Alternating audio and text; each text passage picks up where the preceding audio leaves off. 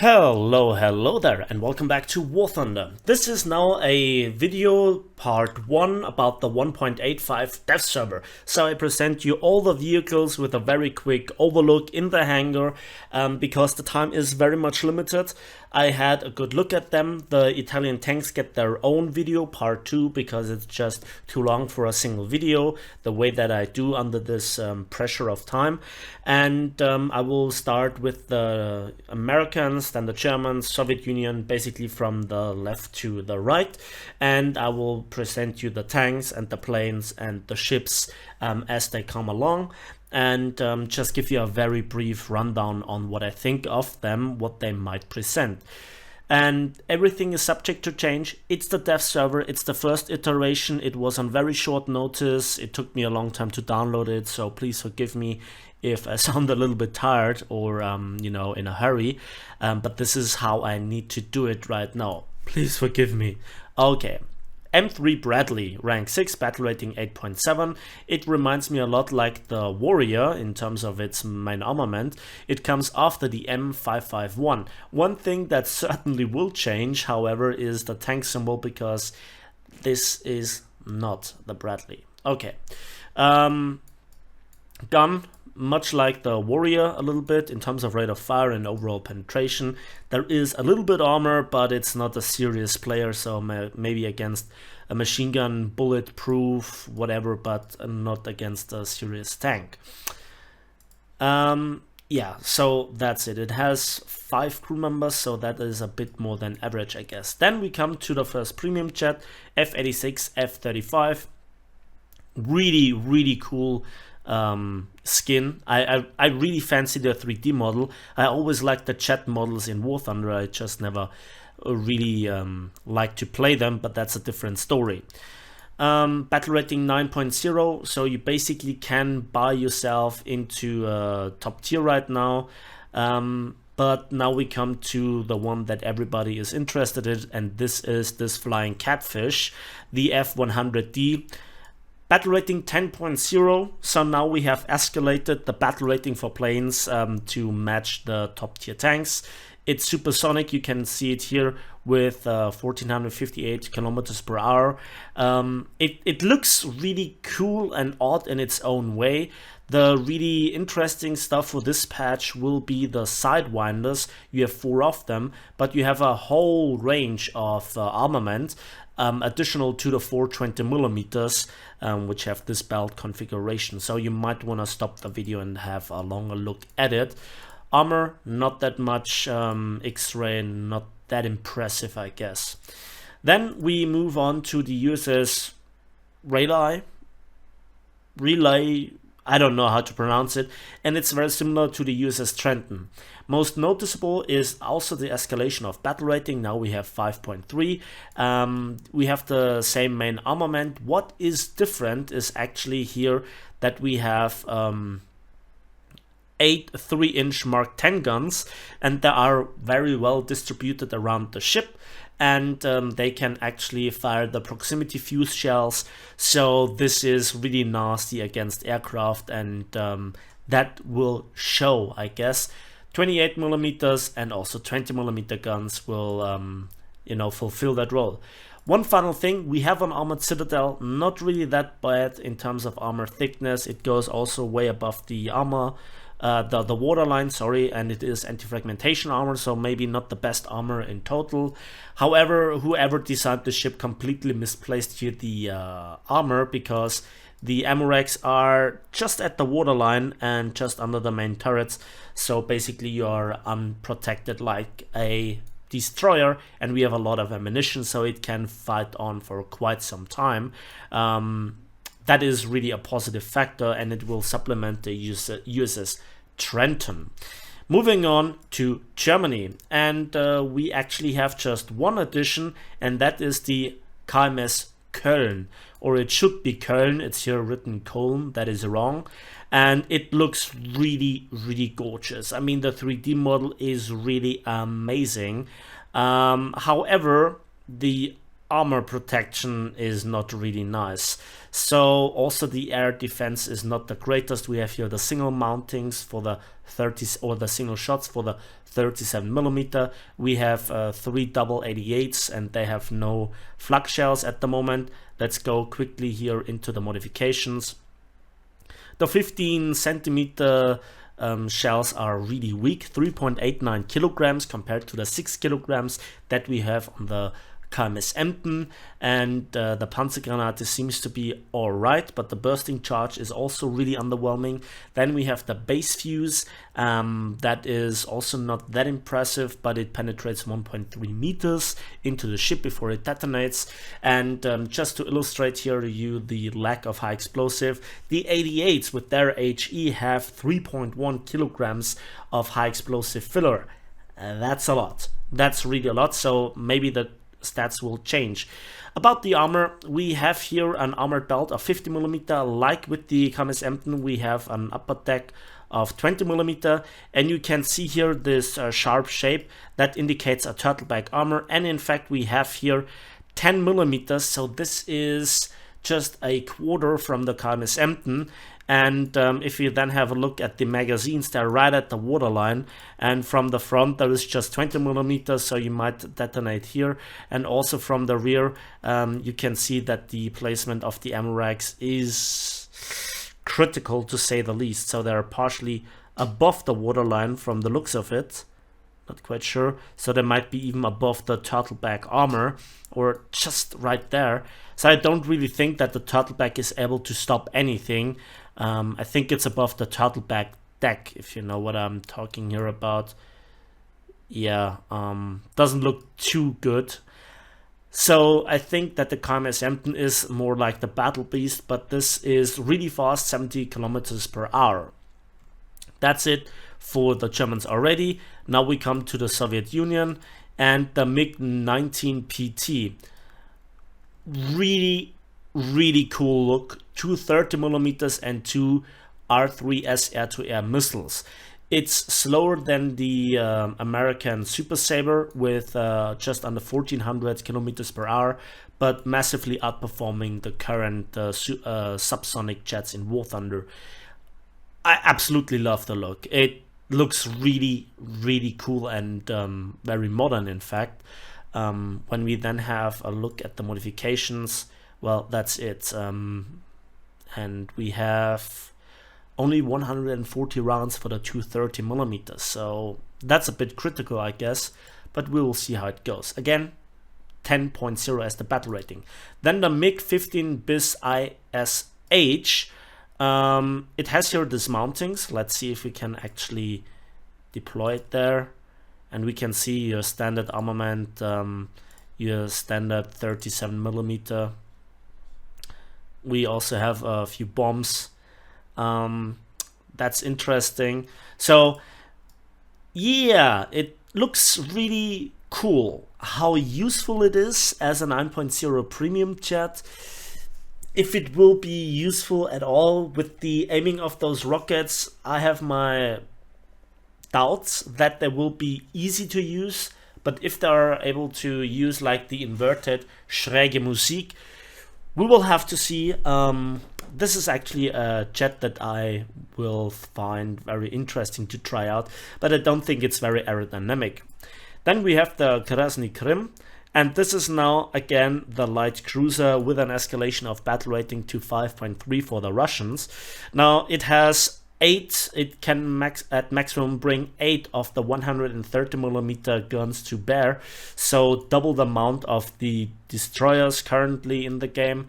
And it also has a decent array of the Minizini naval guns, some secondaries, torpedoes, you name it. Then we have the armor, and we have a belt of 75mm and an upper belt of 25mm. Very interesting is then, I'm not quite sure if one can see this, but there we have 2 decks. Okay, so both decks are 25mm. That will severely reduce the incoming damage from armor piercing and especially high explosive shells to the lower decks. Very interesting is that all the guns are single mountings, and they actually have some armor protection of 70 6 millimeters, so they will not be disabled very soon. Also, the rolled cemented armor here protects the bridge, I guess, so you will not steer in a straight line like an idiot. Again, lots of secondaries. And then we can see that the armor protection, well, the ammunition is right at the waterline. But again, we have lots, and I mean lots of shells per gun, and overall this seems to be very, very decent. So I think this is a bit of an escalation to the KMS Emden, but the Emden still has the wonderful working turtleback if you angle the ship a little bit. So I'm not quite sure who will win. If you look at the modifications, we can see that we don't have any sort of proximity fuse, only the HE with distance fuse, self-destroying, so you need to master this. Yeah, then we come to the Tashkent, and it has 3 double 130mm B13 mountings, very same stats as on the other Russian 130mm equipped ships. The armor is very thin, but at least you can bring 4 guns to the front, which is a massive improvement and justifies the battle rating. We have some secondaries. The X-ray reveals that, very interestingly, while the ammunition is here at the waterline, maybe a touch above, we have the fuel tanks in the front, so maybe going completely bow in might be not the stupidest idea if the fuel tanks here actually can catch the high explosive and maybe even the armor piercing. We will have to see how it works out. But it's a beautiful ship, 9 torpedoes, and if we have a look here, yeah, there we also have a distance fuse for the 76mm double turret. Funnily enough, we have a proximity fuse for the main battery guns, and they are not bad. They're really not bad, but they lack the punching power of the pure HE, and obviously your armor piercing high explosive is also nothing to cough at. So seems to be an alright ship for fighting other ships. Then we come to the T-72A, battle rating 9.3, and it just looks like your average Russian tank. It looks cool for this battle rating, I mean. We have a little bit of armor all around. Some already have stated that this model is not final, and we'll see some improvements. It really looks like that. Yeah, the side armor is partially very weak, then it is okay again. So we have to see. So ammunition all around, composite armor, all the good stuff that you want. But again, an ammunition carousel, which is really critical. So that's it for the Russians. Let's move on to Britain, and Britain has now some nice additions. First of all, the Challenger Mark III. Well, it's basically your Challenger Mark II, but with some extra packages. We still have not the very best mobility. We still have some massive weak spots even around the gun and so forth. A little bit more protection on the side, but I'm not quite sure how good ERA is when everybody fires with APFSDS anyway. Talking here about APFSDS, the Shot-Kal Dalet, or the Dalek tank, as I like to call it. Yeah, it can be fun, but for that battle rating 8.7, there you can see the emblem for the nation. There is add-on armor, then I don't know, for the battle rating, there is some heat still flying around. I'm not quite sure. We'll see how it really performs, but overall this might be a decent premium. At least the British have now a high tier premium, so there is that. The ammunition is, well, you even have the M111, which seems to be like on the Leopard A1A1 or the TAM, that APFSDS. So there is that. I will certainly do a review on that tank. It just might be cool, and the speed is also quite significantly better. Then the Javelin FAV Mark 9. Yeah. So that is not a supersonic jet, hence the battle rating of 9.7, but it has 4 Fire Striker air-to-air missiles and 4 Aiden cannons, but with only 400 rounds. But it looks really unique with those delta wings, I guess. So there is this. The British Meteor F Mark 8 Reaper, very cool camouflage, very cool skin.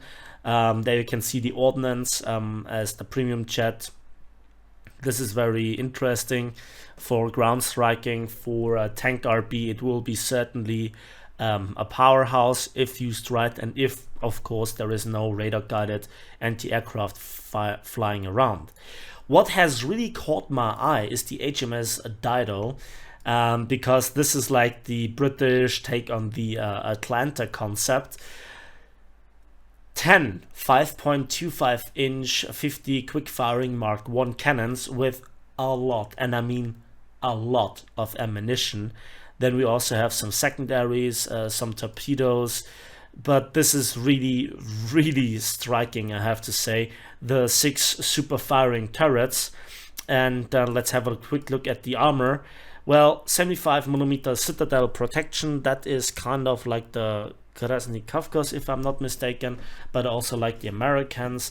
The citadel protection is there. The turrets have weak protection, only 38mm and 25. We'll see how that works out, but I guess, you know, the 6 barrels facing forward with good firing angles and a total broadside of 10 is mighty. Now you might wondering, why the hell is this 76mm protection below the waterline? Well, that's because look where the magazines are. The ammunition is buried deep underwater. So with this mountings, with the turrets, the gun layout, you basically have the King George V secondary battery, not just the turret, but also here the ammo elevator. Unifying of parts is here the theme, and they did it very well. So I think the only weak spot here is the torpedoes, but you fire them off early, you get rid of them, and then you are extremely tanky. And let this thing fight versus a KMS Hampton. That's just a war of attrition. And I think against this array of firepower and protection of the ammunition, the KMS Hampton might have found its master. Yeah, that's nasty. Moving on, MTB-12 series is new in the game, I think. Well, at least it is designated as being new. Not very special. So let's move on to the Japanese, and they have the Type 89, and this is absolutely cool. We have 6 Type 79 ATGMs. We have 35mm Oerlikon KDE, but that again is a bit like with the rate of fire comparable to the Warrior. 210 shots per minute. Not the best rate of fire, and the shells are actually the very same as on the German Gepard. There you can see the belt selection, 68mm and 112 for the HWAP tracer. There you can see the penetration power of the ATGM. Will be fun, definitely a good addition for the Japanese at 8.0. They need something at high tier, and I think this can work very well. Even though, again, the tank symbol is kind of ridiculous, but this is how it goes. No aircraft as far as I can say. That brings us to Italy, and as I said, we're not talking here about the tanks, which seem to be all like Tiger 1 symbols. And then we have now a Millennia Reese, so RE 2001 Series 1. I absolutely fancy the look of them. They look like miniature G56s, something like this. There you can see the armament. Battle rating 2.7. The 3.0 version has even some respectable CAS potential with one 250 kilogram bomb and two 100 kilogram bombs. So there is that. Then the RE-2001CN is equipped now with 20mm in gun pods and a single 250 kilogram bomb, which seems to be really cool. Battle rating 3.3, so it will complement the Leoncello. And then finally we have here the SM91, and that is like the German Uhu. Really cool, but the armament, you know, it looks like a skinny plane, but it absolutely isn't, because it has 6 20mm MG151 at battle rating 4.7. We'll see how the performance is. But yeah, 6 20mm with 1800 rounds. That sounds like the French SO 8000 Naval. Then we also have a turret in the back, a single 20mm. That can have a nasty bite if the firing angles are alright. We'll have to see. And then obviously also 6 100 kilogram bombs. So that sounds really promising. Moving on to France. And as far as I can see, they got nothing.